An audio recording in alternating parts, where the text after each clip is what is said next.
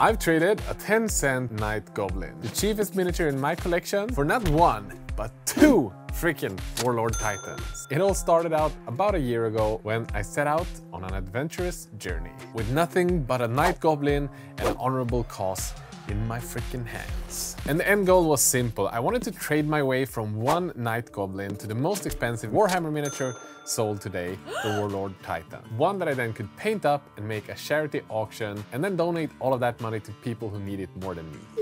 That is Amanda!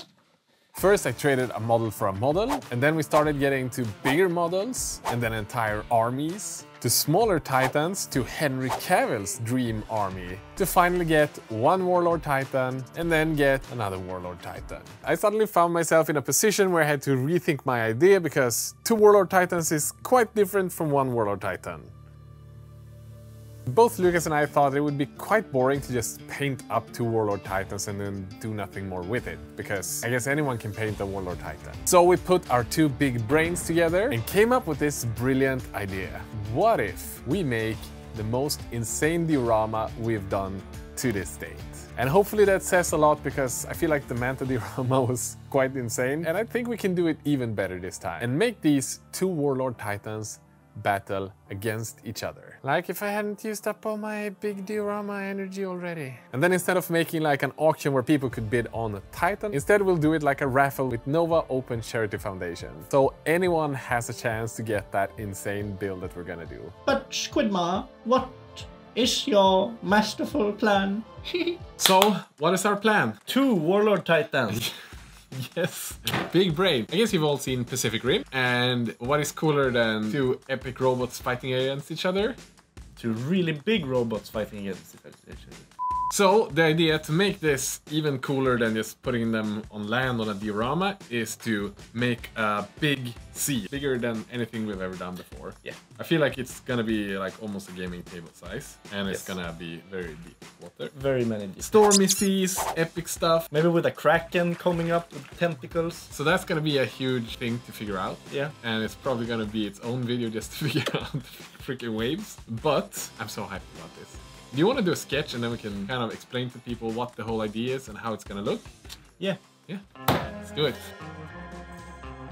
And while Lucas do that, let me just talk quickly about this week's sponsor, NordVPN. Online ads, sidebars and pop-ups are the bane of our existence. Whether it's mainstream news sites or less than legal torrent hubs, they are everywhere. Most of them are just terribly ugly ads on the side, but many of them are malvertising set out to infect your devices. And that is where this week's sponsor, NordVPN, comes in hand. Because when you unknowingly click one of those malicious ads and get sent to a dangerous server where the attack will continue, NordVPN's threat protection can block these sites. And even better than that, limit the advertising in the first place. So you will have a much cleaner experience when surfing the internet. This is just some of the amazing stuff that you can experience with NordVPN and the new AES 256 encryption. If you head on over to nordvpn.com/squidmar, you can get a huge discount on a 2-year plan, and on top of that get 4 months extra for free. And if you don't like it, you have a 30 days money back guarantee. So just follow the links down below to make your experience a little bit more safe on the internet.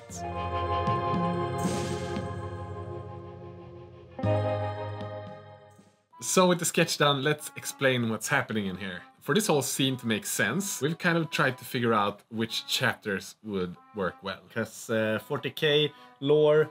People seem to think it's important. Yeah. So the idea is then to convert one of the Warlord Titans into a Chaos Warlord Titan. Traitor Legion. A Traitor Legion, sorry. And the idea we had was Legio Vulcanum. According to the Warhammer 40k fandom, there is very little information in the Imperial records about the Titan Legion's founding. Though it is believed that it was founded before the Age of Imperium during the Age of Strife. Legio Vulcanum, also known as Darkfire, hailed from within the volcanic systems upon the Forgeworld of Stygies 8, in the Ultima Segmentum, a large moon orbiting a massive ringed gas giant on the outer fringes of the star system. Darkfire cheat trick. Like add horns, obviously, add spikes, maybe add Fire. some chains, because Chaos always have chains. Paint it in a Chaos theme. Maybe even do some cool conversion. I don't know. Maybe we can figure something out with the head to make it more chaosy or something like that. But on the other side, we're gonna have a loyalist. Yeah, and since this is the Squidmar, of course we gotta have a legion focused all about that squig. Yeah, so we... Squig? Squid. What the hell? So we found a legion called Legio Nesaus. Deep Dwellers. Deep Dwellers. And their freaking symbol is a kraken. So, I mean, what better chapter to choose than that? According to the Warhammer 40k fandom, the Deep Dwellers are a loyalist legion hailing from the ocean world of Daxos. They are in charge of the defense of their Mechanicus Masters stack forges, to keep them safe from deep sea megafauna such as vast predatory whales and fanged megadectapods. And as you might have guessed, it is from one of these beasts, the dread Krakinekin, that the legion derives its heraldic icon, the hooked tentacle of Daxos.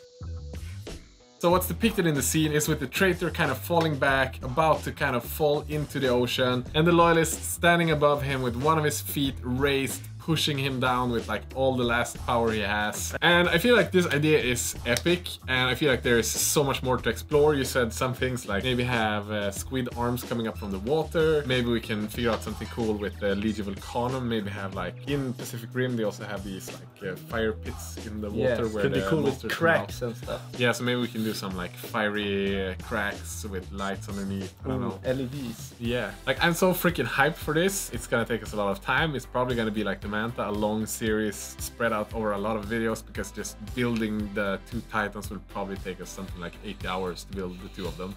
It's gonna be a lot of fun, and you have a lot of things to look forward to, but we're also kind of hyped to hear your ideas on this diorama, because with the last one we had a lot of good ideas, and we included quite a lot of them into the Manta diorama. Yeah. So we had like the gravestones from the patrons, that was a patron idea. We have the posters. We had the crabs. Oh yeah, wasn't the Tyrannid coming in the water? Oh yeah, was a patron idea. There was some other... Necron Tomb World. Oh, the Necron Tomb World was a patron idea. So we're gonna start with this. So this is gonna be pretty much the thing we start with after this video is done. Yeah. We're gonna just start building on them and setting them up and see if it's worse than the Manta, or if the Titan is better built and cast than the Manta or the Thunderhawk. Both of those were kind of terrible.